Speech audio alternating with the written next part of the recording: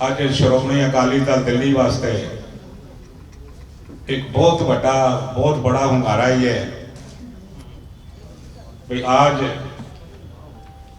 दिल्ली सिख गुरुद्वारा प्रबंधक कमेटी के दो दिग्गज नेता सरदार हरिंदरपाल सिंह और सरदार जितेंद्र सिंह सानी, जो कि एग्जीक्यूटिव के मेंबर भी हैं दिल्ली गुरुद्वारा कमेटी में, उन्होंने बादल दल का साथ छोड़ के श्रोमणी अकाली दल दिल्ली में आज शामिल होने का फैसला किया है। और मैं इनके फैसले की प्रधान साहब की तरफ से, अपनी सारी पार्टी की तरफ से मैं इनका स्वागत करता हूं।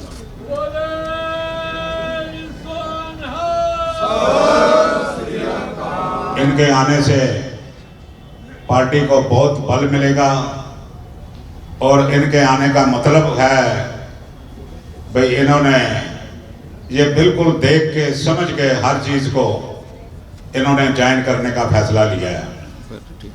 और ये बहुत भारी निराश थे बादल दल से, बादलों की जो इनकी पॉलिसीज हैं, चाहे फार्मर्स के प्रति हैं या किसी के प्रति हैं,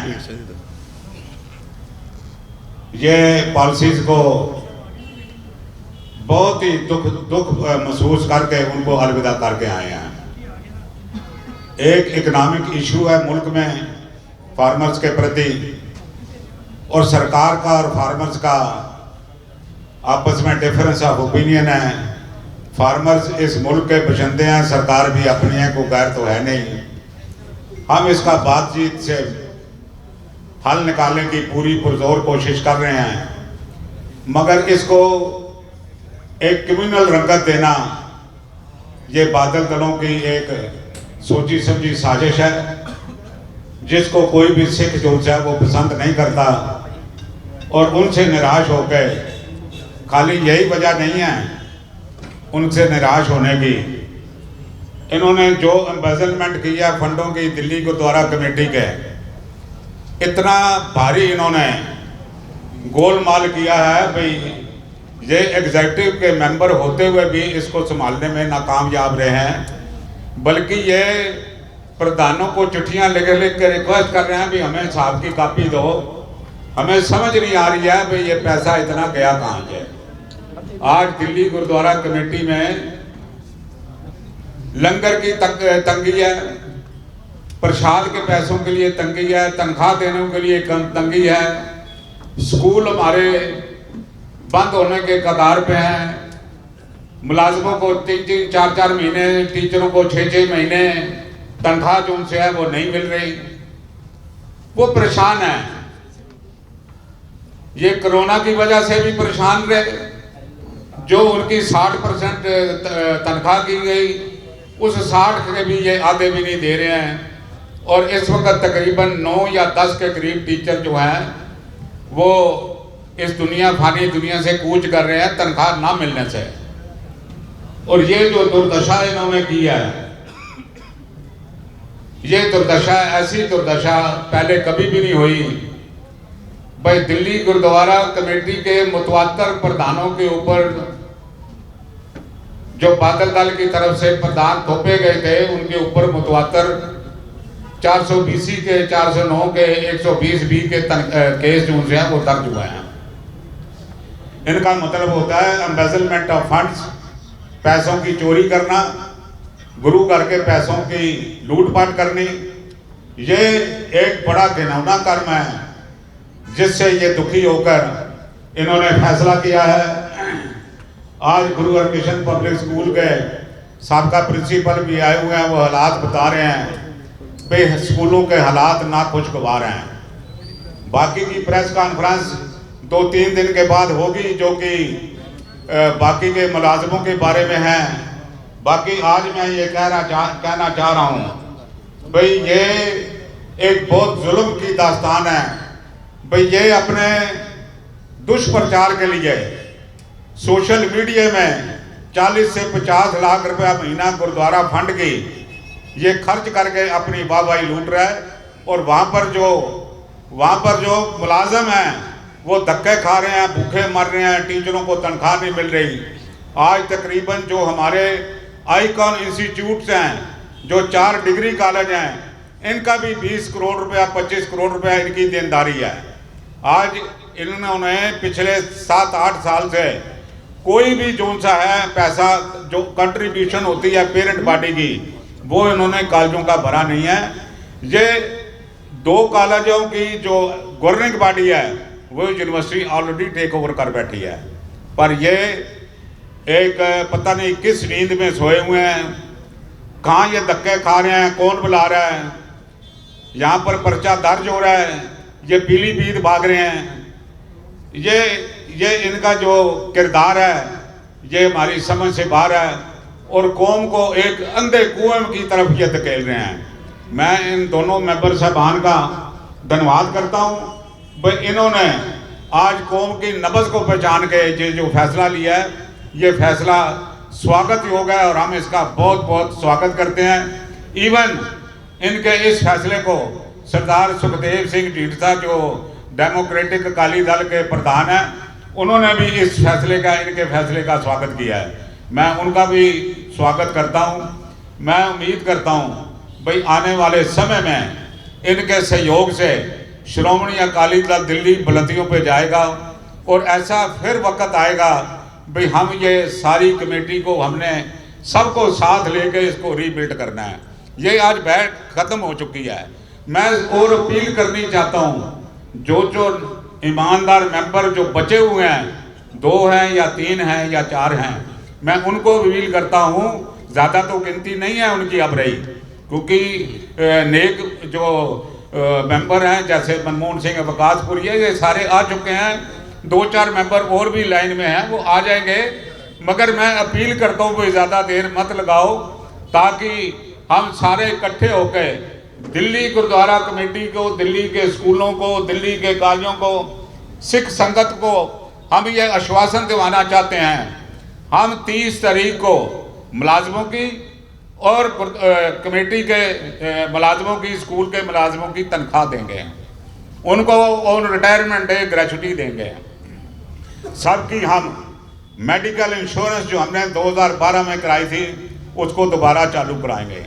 कोई भी गरीब सिख बच्चा पढ़ाई के बिना नहीं रहने देंगे। और हम ये बात कह देनी चाहते हैं भाई, ये जो दिल्ली गुरुद्वारा कमेटी है, इसके पैसे से ऐश परस्ती नहीं, ये सेवा करने का मौका होता है।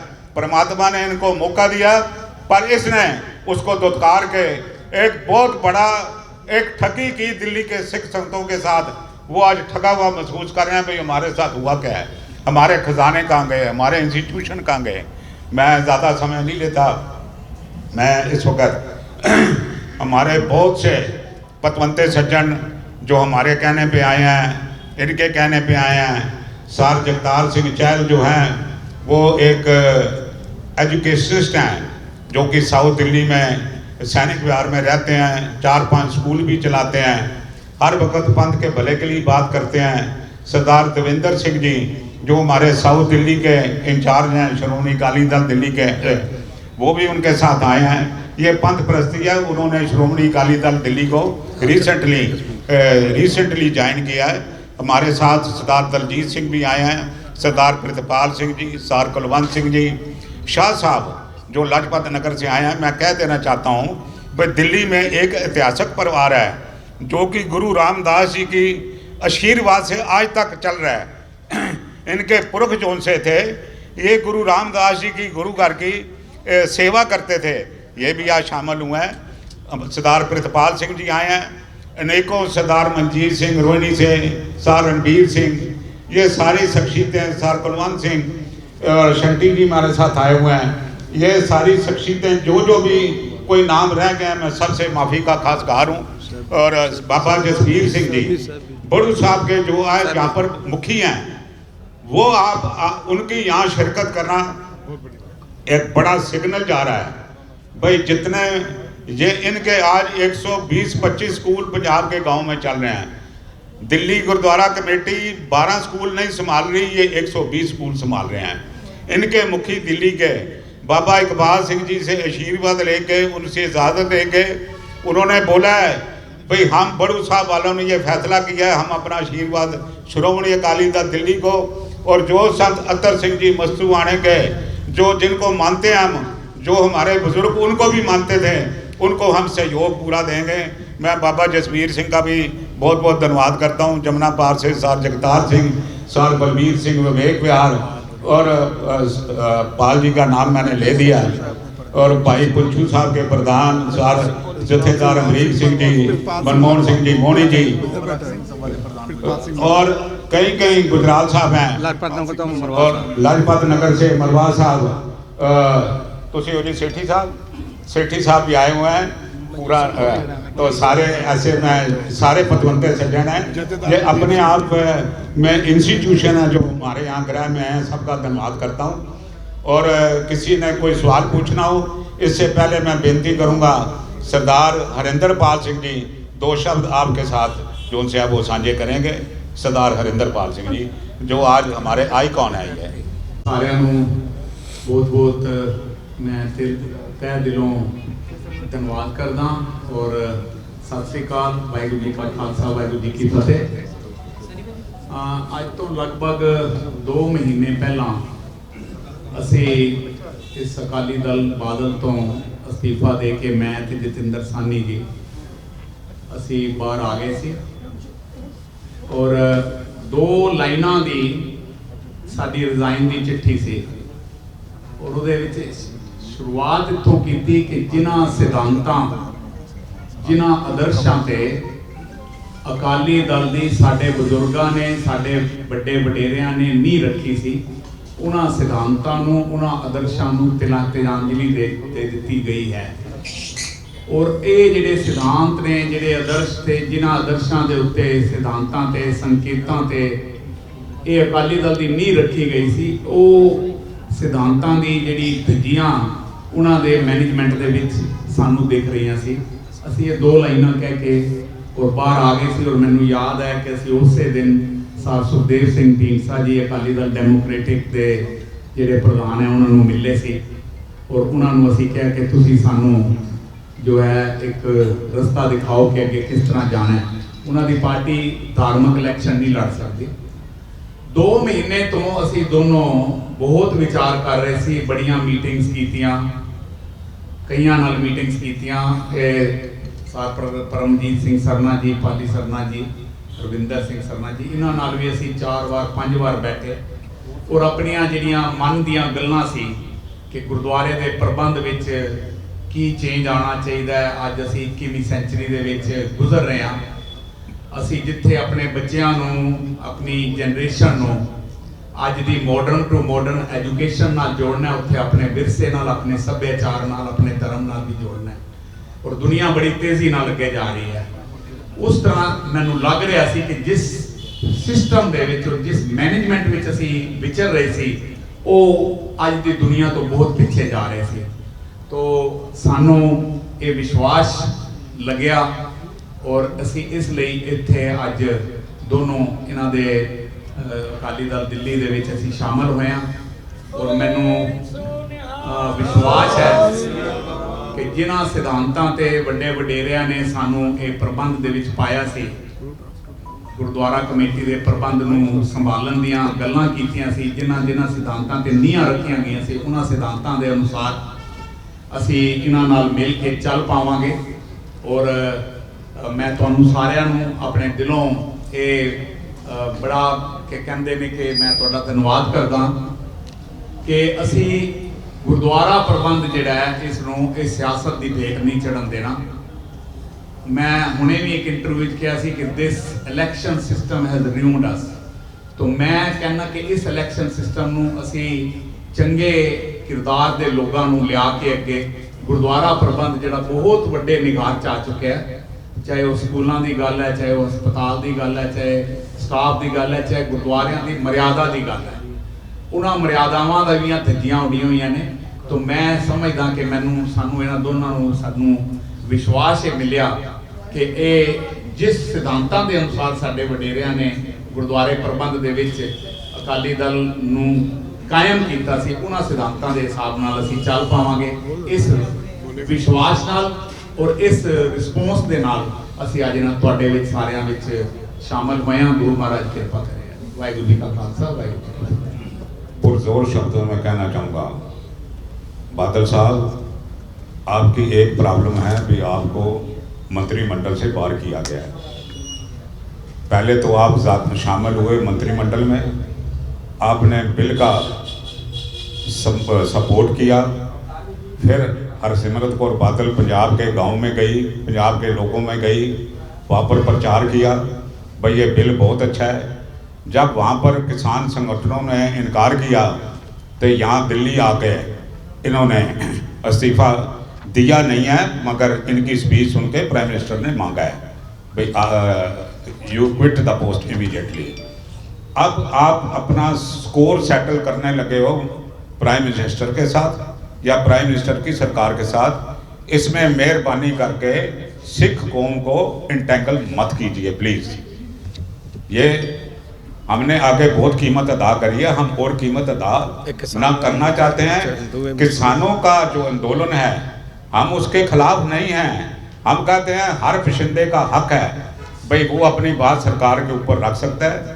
मानने वाली बात सरकार को भी बेनती करेंगे भाई ये मुल्क में सुख शांति लाएं। हम सुख शांति के सहयोगी भी हैं और उसको सपोर्ट भी करते हैं, मगर इस इशू को एक रिलीजियस इशू बनाना ये एक बहुत घिनौनी हरकत है। हम इसकी पुरजोर निंदा करते हैं। अब मैं बेनती करूंगा सर जितेंद्र सिंह सानी जी से वो दो लफ्ज़ आपके साथ साझे करें। वाहिगुरू जी की फतेह। ਅਸੀਂ मैं और सर इंद्रपाल सिंह जी ने जो उन्होंने दस्या 2 महीने पहले पार्टी छड्डी। ਅਸੀਂ पार्टी छड्डण तो पहले जो ਉੱਥੇ ਕਮੀਆਂ ਸਾਰੀਆਂ जो ਸਾਨੂੰ ਲੱਗ ਰਿਹਾ ਸੀ ਕਿ ਇਹ ਜਿਹੜਾ ਸਿੱਖੀ ਦਾ ਔਰ ਦਿੱਲੀ ਗੁਰਦੁਆਰਾ ਕਮੇਟੀ ਦਾ ਨੁਕਸਾਨ ਹੋ ਰਿਹਾ ਹੈ, ਅਸੀਂ ਪਹਿਲੇ ਐਗਜ਼ੈਕਟਿਵ ਬੋਰਡ ਦੀ ਮੀਟਿੰਗ ਵਿੱਚ ਵੀ ਰੱਖੀ। ਫਿਰ ਅਕਾਲੀ ਦਲ ਦੀ ਜਿਹੜੀ ਅਸੀਂ ਦੋਨੋਂ ਕੋਰ ਕਮੇਟੀ ਦੇ ਮੈਂਬਰ ਸਾਂ, ਅਸੀਂ ਅਕਾਲੀ ਦਲ ਦੀ ਕੋਰ ਕਮੇਟੀ ਵਿੱਚ ਵੀ ਸਾਰੇ ਮੁੱਦੇ ਰੱਖੇ ਵੀ ਇਹ ਠੀਕ ਨਹੀਂ ਹੋ ਰਿਹਾ, ਸਾਰਾ ਸਿਸਟਮ ਠੀਕ ਕਰੋ। ਗੁਰਦੁਆਰੇ ਦਾ ਜਿਹੜਾ ਪੈਸਾ ਮਿਸਯੂਜ਼ ਹੋ ਰਿਹਾ ਹੈ, ਤੁਸੀਂ ਇਹ ਮਿਨਿਸਟਰੀਅਲ ਕਲਚਰ ਗੁਰਦੁਆਰੇ ਨੂੰ ਬਣਾਤਾ 3-3 4-4 ਰੁਪਏ ਲੱਖ ਰੁਪਏ ਦੇ ਔਰ 10 ਬੰਦੇ ਸਿਕਿਉਰਿਟੀ ਵਾਲੇ, ਔਰ ਤੁਸੀਂ ਆਪਣੇ ਘਰਾਂ 'ਚ ਆਪਣੇ ਦਫ਼ਤਰਾਂ 'ਚ ਗੁਰਦੁਆਰੇ ਦੇ ਸੇਵਾਦਾਰਾਂ ਕੋਲੋਂ ਡਿਊਟੀਆਂ ਕਰਵਾ ਰਹੇ ਹੋ। ਇਹਨੂੰ ਬੰਦ ਕੀਤਾ ਜਾਏ। ਗੁਰਦੁਆਰੇ ਦੀਆਂ ਗੱਡੀਆਂ ਜਿਹੜੀਆਂ ਮਿਸਯੂਜ਼ ਹੋ ਰਹੀਆਂ, ਲੱਖਾਂ ਰੁਪਏ ਮਹੀਨੇ ਦਾ ਜਿਹੜਾ ਡੀਜ਼ਲ ਪੈਟਰੋਲ ਫੂਕ ਰਿਹਾ ਉਹਨੂੰ ਠੀਕ ਕੀਤਾ ਜਾਏ। ਕਿਸੇ ਨੇ ਇਸ ਗੱਲ ਤੇ ਗੌਰ ਨਹੀਂ ਦਿੱਤਾ। ਅਸੀਂ ਫਿਰ ਵਰਿੰਦਰਪਾਲ ਸਿੰਘ ਜੀ, ਸਰਦਾਰ ਸੁਖਬੀਰ ਸਿੰਘ ਬਾਦਲ ਜੀ ਨੂੰ ਮਿਲੇ। ਬਾਈ ਚਾਂਸ ਮੈਂ ਉਸ ਦਿਨ ਦਿੱਲੀ ਨਹੀਂ ਸੀ। ਇਹਨਾਂ ਨੇ ਸਾਰਾ ਕੁਝ ਉਹਨਾਂ ਨੂੰ ਦੱਸਿਆ ਵੀ ਇਹ ਤੁਸੀਂ ਆਪਣੇ ਪਰਸਨਲ ਇਨਵੈਸਟੀਗੇਸ਼ਨ ਕਰਾਓ, ਇਹ ਇੱਥੇ ਹੋ ਰਿਹਾ ਦਿੱਲੀ ਸੇ ਗੁਰਦੁਆਰਾ ਪ੍ਰਬੰਧਕ ਕਮੇਟੀ। ਲੇਕਿਨ ਕਿਸੇ ਨੇ ਕੋਈ ਗੱਲ ਨਹੀਂ ਸੁਣੀ। ਫਿਰ ਅਸੀਂ ਇਹ ਫੈਸਲਾ ਕੀਤਾ ਵੀ ਦੇਖੋ ਤੁਸੀਂ ਤੁਹਾਨੂੰ ਪਾਵਰ ਕਿੰਨੀ ਹੈਗੀ ਹੈ। ਮੈਂ ਸਰਦਾਰ ਪਰਮਜੀਤ ਸਿੰਘ ਜੀ ਪ੍ਰਧਾਨ ਸਨ ਤੇ ਮੈਂ ਜਨਰਲ ਸੈਕਟਰੀ ਸੀ। ਐਕਟ ਦੇ ਮੁਤਾਬਿਕ ਜਨਰਲ ਸੈਕਟਰੀ ਨੂੰ 250 ਰੁਪਏ ਦੀ ਪਾਵਰ ਹੈ ਖਰਚ ਕਰਨ ਦੀ ਔਰ ਪ੍ਰਧਾਨ ਨੂੰ 500 ਰੁਪਏ ਦੀ ਪਾਵਰ ਹੈ। ਕੁਝ ਪਾਵਰ ਐਗਜ਼ੈਕਟਿਵ ਕਮੇਟੀ ਡੈਲੀਗੇਟ ਕਰਦੀ ਹੈ ਜਿੰਨਾ ਤੁਸੀਂ ਕੰਮ ਕਰਨਾ। ਲੇਕਿਨ ਸਿਸਟਮ ਕੀ ਹੋ ਰਿਹਾ, ਤੁਸੀਂ ਗੁਰਦੁਆਰੇ ਦਾ ਚੁਣਾਵ ਰੁਕਵਾਉਣ ਵਾਸਤੇ ਤੁਸੀਂ ਗੁਰਦੁਆਰੇ ਦੇ ਹੋਰ ਟੀਚਰਾਂ ਵੱਲ ਅੜ ਪਾ ਕੇ ਲੱਖਾਂ ਕਰੋੜਾਂ ਰੁਪਇਆ ਤੁਸੀਂ ਵਕੀਲਾਂ ਨੂੰ ਦੇ ਕੇ ਇੱਕ ਪੂਰਾ ਤੁਸੀਂ ਵਕੀਲਾਂ ਦਾ ਇੱਕ ਸੈੱਲ ਬਣਾਤਾ ਗੁਰਦੁਆਰਾ ਕਮੇਟੀ। ਤੁਸੀਂ ਜਿਹੜੀਆਂ ਲੈਕਚਰ ਰੋਕਣ ਵਾਸਤੇ ਲੱਖ 1.5 ਲੱਖ ਰੁਪਏ ਇੱਕ ਪੇਸ਼ੀ ਤੇ ਤੁਸੀਂ ਵਕੀਲਾਂ ਨੂੰ ਦਿੰਦੇ ਹੋ। ਤੁਸੀਂ ਇਸ ਗੁਰੂ ਦੀ ਗੋਲਕ ਦਾ ਕੋਈ ਖਿਆਲ ਨਹੀਂ ਕਰਦੇ। ਇਸ ਕਰਕੇ ਅਸੀਂ ਸਾਡਾ ਮਨ ਬੜਾ ਦੋਨਾਂ ਦਾ ਪਰੇਸ਼ਾਨ ਹੋਇਆ। ਅਸੀਂ ਅਲਟੀਮੇਟਲੀ ਫੈਸਲਾ ਕੀਤਾ ਕਿ ਅਸੀਂ ਇਹਨਾਂ ਦੇ ਨਾਲ ਨਹੀਂ ਰਹਿਣਾ, ਅਸੀਂ ਇਹਨਾਂ ਨੂੰ ਛੱਡ ਦਿੱਤਾ।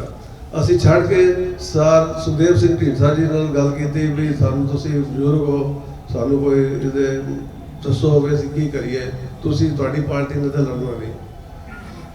ਕਿਉਂਕਿ ਮੈਂ ਸਰਦਾਰ ਪਰਮਜੀਤ ਸਿੰਘ ਸਰਨਾ ਜੀ ਨਾਲ ਕੰਮ ਕੀਤਾ ਹੋਇਆ ਸੀ। ਮੈਂ ਦੇਖਿਆ ਸੀ ਕਿ ਬਹੁਤ ਇਮਾਨਦਾਰ ਔਰ ਨੇਕ ਨੀਅਤ ਔਰ ਗੁਰੂ ਘਰ ਦੇ ਪੈਸੇ ਨੂੰ ਮਿਸਯੂਜ਼ ਨਹੀਂ ਸੀ ਹੋਣ ਦਿੰਦੇ। ਈਵਨ ਥੋੜੇ ਅਮਾਊਂਟ ਤੇ ਵੀ ਲੜ ਪੈਂਦੇ ਸਨ। ਤੇ ਅਸੀਂ ਫਿਰ ਸਲਾਹ ਕੀਤੀ, ਅਸੀਂ ਮੀਟਿੰਗ ਕੀਤੀ। ਅਸੀਂ ਇਹ ਫੈਸਲਾ ਕੀਤਾ ਕਿ ਸਾਨੂੰ ਸ਼੍ਰੋਮਣੀ ਅਕਾਲੀ ਦਲ ਦਿੱਲੀ ਸਰਦਾਰ ਪਰਮਜੀਤ ਸਿੰਘ ਸਰਨਾ, ਸਰਦਾਰ ਰਵਿੰਦਰ ਸਿੰਘ ਸਰਨਾ ਦੇ ਨਾਲ ਲੱਗਣਾ ਚਾਹੀਦਾ ਤਾਂ ਕਿ ਅੱਗੋਂ ਇਲੈਕਸ਼ਨ ਵਿੱਚ ਚੰਗੇ ਤੋਂ ਚੰਗੇ ਇਹਨਾਂ ਨੂੰ ਵੀ ਕਹਾਂਗੇ ਵੀ ਚੰਗੇ ਤੋਂ ਚੰਗੇ ਬੰਦਿਆਂ ਨੂੰ ਦੋ ਜਿਹੜੇ ਗੁਰਦੁਆਰੇ ਦਾ ਪੈਸਾ ਮਿਸਯੂਜ਼ ਨਾ ਕਰਨ, ਗੁਰਦੁਆਰੇ ਦੇ ਹੱਕ 'ਚ ਰਹਿਣ। ਔਰ ਦੂਸਰੀ ਜਿਹੜੀ ਸਭ ਤੋਂ ਮੇਜਰ ਪ੍ਰੋਬਲਮ ਹੈ ਉਹ ਇਹਨਾਂ ਨੇ ਪਹਿਲੇ ਵਾਅਦਾ ਕੀਤਾ ਕਿ ਅਸੀਂ ਸਭ ਤੋਂ ਪਹਿਲੇ ਗੁਰੂ ਹਰਕ੍ਰਿਸ਼ਨ ਹਸਪਤਾਲ ਬਾਲਾ ਸਾਹਿਬ ਉਹਨੂੰ ਸਟਾਰਟ ਕਰਾਵਾਂਗੇ ਔਰ ਉਹਨੂੰ ਕੰਪਲੀਟ ਕਰਾਵਾਂਗੇ ਔਰ ਕੌਮ ਦੇ ਹਵਾਲੇ ਕਰਾਂਗੇ। ਔਰ ਉਸ ਤੋਂ ਬਾਅਦ ਇਹਨਾਂ ਨੇ ਇਹ ਵੀ ਕਿਹਾ ਕਿ ਅਸੀਂ ਜਿਵੇਂ ਹਰਿੰਦਰ ਸਿੰਘ ਸਰਦਾਰ ਜੀ ਨੇ ਕਿਹਾ ਕਿ ਅਸੀਂ ਹਰ ਟੀਚਰ ਨੂੰ ਹਰ ਗੁਰਦੁਆਰੇ ਦੇ ਸਟਾਫ ਨੂੰ ਪਹਿਲੀ ਤਰੀਕ 30 ਤਰੀਕ ਨੂੰ ਤਨਖਾਹ ਦਿਆ ਕਰਾਂਗੇ, ਚਾਹੇ ਅਸੀਂ ਜਿੱਥੋਂ ਮਰਜ਼ੀ ਅਰੇਂਜਮੈਂਟ ਕਰੀਏ। ਤੇ ਮੇਰਾ ਖਿਆਲ ਇਹ ਅਸੀਂ ਅੱਛੀ ਸੋਚ ਦੇ ਨਾਲ ਸਾਨੂੰ ਜਾਣਾ ਚਾਹੀਦਾ ਸੀ ਔਰ ਅਸੀਂ ਇਹਨਾਂ ਨੂੰ ਜੁਆਇਨ ਕੀਤਾ। ਅਸੀਂ ਇਹਨਾਂ ਦੇ ਨਾਲ ਵੱਧ ਤੋਂ ਵੱਧ ਜੋ ਅਸੀਂ ਸੇਵਾ ਕਰ ਸਕਾਂਗੇ ਕਰਾਂਗੇ। ਵਾਹਿਗੁਰੂ ਜੀ ਕਾ ਖਾਲਸਾ, ਵਾਹਿਗੁਰੂ ਜੀ ਕੀ ਫਤਿਹ। ਬਈ ਇਹਨਾਂ ਨੇ ਕਿਹਾ ਜੀ ਲੱਖ 1.5 ਲੱਖ ਰੁਪਏ ਦਾ ਵਕੀਲ ਕੀਤਾ ਹੈ ਗੁਰਦੁਆਰਾ ਕਮੇਟੀ ਨੇ। ਇੱਕ ਪੇਸ਼ੀ ਦਾ ਜਿਹੜਾ ਇਹਨਾਂ ਨੇ ਲਾਸਟ ਟਾਈਮ ਇਲੈਕਸ਼ਨ ਰੁਕਵਾਉਣ ਵਾਸਤੇ ਵਕੀਲ ਕੀਤਾ ਸੀ ਸਰਦਾਰ ਮਨਿੰਦਰ ਸਿੰਘ, ਜਿਹੜੇ ਕਿ ਫਾਰਮਰ ਐਡੀਸ਼ਨਲ ਸੋਲਿਸਿਟਰ ਜਨਰਲ ਰਹੇ। ਉਹਨਾਂ ਦੀ 10-12 ਲੱਖ ਰੁਪਏ ਤੋਂ ਘੱਟ ਦੀ ਫੀਸ ਨਹੀਂ ਹੈਗੀ। ਇਸ ਕਰਕੇ ਸਰਦਾਰ ਜਤਿੰਦਰ ਸਿੰਘ ਹੋਰਾਂ ਨੂੰ ਨਹੀਂ ਪਤਾ ਇਹ 1.5 ਲੱਖ ਵਾਲੇ ਵਕੀਲ ਨਹੀਂ ਕਰਦੇ, ਇਹ 12-12 13-13 ਲੱਖ ਰੁਪਏ ਦੇ ਵਕੀਲ ਕਰਦੇ ਨੇ, ਕਿਉਂਕਿ ਇਹਨਾਂ ਨੇ ਪੈਸਾ ਕੋਲੋਂ ਨਹੀਂ ਦੇਣਾ। ਕੋਲੋਂ ਦੇਣਾ ਹੁੰਦਾ ਤੇ ਬੰਦਾ ਸੋਚਦਾ ਹੈ ਪੈਸਾ ਤੇ ਤੁਹਾਡਾ ਦਿੱਤਾ ਹੋਇਆ ਹੈ, ਇਸ ਕਰਕੇ ਬੇਦਰਦੀ ਨਾਲ ਆਪ ਤਾਂ ਦਿਖਾਉਂਦੇ ਨਹੀਂ ਨਾ ਕਿਸੇ ਨੂੰ। ਚਲੋ ਮੈਂ ਸਾਰੀ ਪ੍ਰੈਸ ਦਾ ਬਹੁਤ ਬਹੁਤ ਧੰਨਵਾਦ ਕਰਦਾ ਜਿਨ੍ਹਾਂ ਨੇ ਸਾਡੀ ਰਿਕੁਐਸਟ ਨੂੰ ਮੰਨਦੇ ਹੋਏ ਇਤਨੀ ਦੂਰ ਪੰਜਾਬੀ ਬਾਗ ਤੁਸੀਂ ਸਾਰੇ ਆਏ ਹੋ। ਸਰਦਾਰ ਪਰਮਜੀਤ ਸਿੰਘ ਸਰਨਾ ਵੱਲੋਂ ਸਪੈਸ਼ਲ ਤੁਹਾਡਾ ਥੈਂਕਸ ਅਦਾ ਕੀਤਾ। ਮੈਂ ਤੁਹਾਨੂੰ ਦੱਸ ਰਿਹਾ, ਦੇਖੋ ਇੰਝ ਜਗ੍ਹਾ ਮੈਂ ਕਦੀ ਵੀ ਨਹੀਂ ਸਿੱਖਿਆ 100% ਚੋਰ ਤੇ ਹੁੰਦੇ ਕੋਈ ਨਹੀਂ, 8-10% 12% ਸਾਧੂ ਸੁਭਾਅ ਦੇ ਵੀ ਹੁੰਦੇ ਨੇ, ਚੰਗੇ ਵੀ ਹੁੰਦੇ ਨੇ, ਪਰ ਉਹ ਕੋਸ਼ਿਸ਼ ਕਰਦੇ ਰਹਿੰਦੇ ਨੇ ਆਪਣੀ। ਤੇ ਜਿਸ ਵਕਤ ਉਹਨਾਂ ਦੀਆਂ ਕੋਸ਼ਿਸ਼ਾਂ 'ਚ ਬੂਰ ਨਹੀਂ ਪੈਂਦਾ ਉਹ ਥੱਕ ਜਾਂਦੇ ਨੇ। ਜਿਵੇਂ ਸਰ ਜਤਿੰਦਰ ਸਿੰਘ ਸਾਨੀ ਨੇ ਦੱਸਿਆ, ਇੱਕ ਸੈਕਿੰਡ, ਜਿਵੇਂ ਉਹਨਾਂ ਨੇ ਦੱਸਿਆ ਬਈ ਜਿਵੇਂ ਉਹਨਾਂ ਨੇ ਦੱਸਿਆ ਉਹ ਥੱਕ ਗਏ ਕਹਿ ਕੇ, ਉਹ ਨਹੀਂ ਸੁਧਰ ਸਕੇ ਤੇ ਛੋੜ ਦਿੱਤਾ। ਹੁਣ ਉਹ ਦੇਖੋ ਜੀ ਗੁਰਬਾਣੀ ਦੇ ਵਿੱਚ ਇੱਕ ਤੁਕ ਆਉਂਦੀ ਹੈ, ਜਿੱਥੇ ਬੋਲਣ ਹਾਰੀਏ ਤਿੱਥੇ ਚੰਗੀ ਚੁੱਪ। ਇੱਕ ਸੈਕਿੰਡ, ਜੇ ਜਦ ਇਹਨਾਂ ਦੇ ਬੋਲਣ ਦਾ ਕੋਈ ਫਾਇਦਾ ਹੀ ਕੋਈ ਨਹੀਂ, ਇਹ ਚੁੱਪ ਕਰ ਗਏ। The right time they have taken that decision. ਇੱਕ ਸੈਕਿੰਡ ਹੋਰ ਕੋ ਪੁੱਛਣਾ ਜੀ? ਹੈਲੋ ਕੋਈ ਬੇਲ 5 ਮੈਂਬਰ ਐਗਜ਼ੈਕਟਿਵ ਕਮੇਟੀ ਦੇ ਰਿਜ਼ਾਈਨ ਕੀਤੇ। ਅਸੀਂ 2 ਮਹੀਨੇ ਪਹਿਲੇ ਚਿੱਠੀ ਲਿਖੀ ਕਿ ਸਾਨੂੰ ਜੋ ਤੁਸੀਂ ਖਰਚੇ ਕੀਤੇ ਨੇ, ਜਦ ਦੀ ਕਮੇਟੀ 2 ਸਾਲ ਹੋ ਗਏ ਬਣੀ ਹੈ, ਨਾ ਤੁਸੀਂ ਕੋਈ ਮਿੰਟ ਦਿੱਤੇ, ਨਾ ਤੁਸੀਂ ਸਾਨੂੰ ਕੋਈ ਜਨਰਲ ਉਸ ਦੀ ਮਿੰਟ ਦੀ ਕਾਪੀ ਦਿੱਤੀ। ਸਾਨੂੰ ਤੁਸੀਂ ਮਿਹਰਬਾਨੀ ਕਰਕੇ ਤੁਸੀਂ ਐਗਜ਼ੈਕਟਿਵ ਦੀ ਮੀਟਿੰਗ ਕਾਲ ਕਰਦੇ ਹੋ, ਕਹਿ ਦਿੰਦੇ ਹੋ ਜੀ ਇਹ ਖਰਚ ਹੋ ਗਿਆ ਜੀ, ਤੇ ਹੱਥ ਖੜੇ ਕਰ ਦਿੰਦੇ ਹੋ ਮੈਜੋਰਟੀ ਜੀ, ਠੀਕ ਹੈ ਜੀ ਉਹਦਾ ਅੱਜ ਤੱਕ ਦਾ ਖਰਚਾ ਪਾਸ ਹੈ ਜੀ। ਮੈਂ ਕਿਹਾ ਇਹ ਨਹੀਂ ਚੱਲੇਗਾ, ਸਾਨੂੰ ਤੁਸੀਂ ਮਿੰਟਸ ਦੀ ਕਾਪੀ ਦਿਓ। ਪਿਛਲੇ ਮਿੰਟਸ ਜਿਹੜੇ ਹੁੰਦੇ ਨੇ ਉਹ ਅਗਲੀ ਮੀਟਿੰਗ ਵਿੱਚ ਕਨਫਰਮ ਹੁੰਦੀ ਹੈ, ਜਿਹੜੇ ਖਰਚੇ ਹੁੰਦੇ ਨੇ। ਉਹਨਾਂ ਨੇ ਕੋਈ ਮਿੰਟਸ ਦੀ ਕਾਪੀ ਨਹੀਂ। ਫਿਰ ਅਸੀਂ ਉਹਨਾਂ ਨੂੰ ਕਿਹਾ ਕਿ ਸਾਨੂੰ ਕੈਸ਼ ਬੁੱਕ, ਲੈਜਰ ਔਰ ਸਾਰੇ ਬੋਚਰਾਂ ਦੀ ਕਾਪੀ ਦਿਖਾਓ ਕਿ ਤੁਸੀਂ ਕਿਹੜਾ ਖਰਚਾ ਕਰ ਰਹੇ ਹੋ, ਐਗਜ਼ੈਕਟਿਵ ਨੇ ਪਾਸ ਕਰਨਾ ਉਹ ਠੀਕ ਹੈ ਕਿ ਨਹੀਂ ਠੀਕ ਹੈ। ਉਹਨਾਂ ਨੇ ਕੁਝ ਨਹੀਂ ਕੀਤਾ। ਫਿਰ ਅਸੀਂ ਕੱਲ 5 ਮੈਂਬਰ, ਇੱਕ ਸਾਡਾ ਸੀਨੀਅਰ ਮੈਂਬਰ ਹਰਮਨਜੀਤ ਸਿੰਘ ਜੀ, ਕੱਲ ਗੁਰਦੁਆਰਾ ਕਮੇਟੀ ਫਿਰ ਗਏ ਅਸੀਂ ਹੁਣ ਅਸੀਂ ਅੱਗੋਂ ਇਹ ਸੋਚਿਆ ਕਿ ਅਸੀਂ ਲਿਟੀਗੇਸ਼ਨ ਅਸੀਂ ਕੋਰਟ ਵਿੱਚ ਵੀ ਜਾਵਾਂਗੇ ਔਰ ਆਪਣਾ ਲਵਾਂਗੇ। E5 ਚੈਨਲ ਪੰਜਾਬੀ ਹੁਣੇ ਸਬਸਕ੍ਰਾਈਬ ਕਰੋ, ਬੈਲ ਆਈਕਨ ਤੇ ਕਲਿੱਕ ਕਰੋ।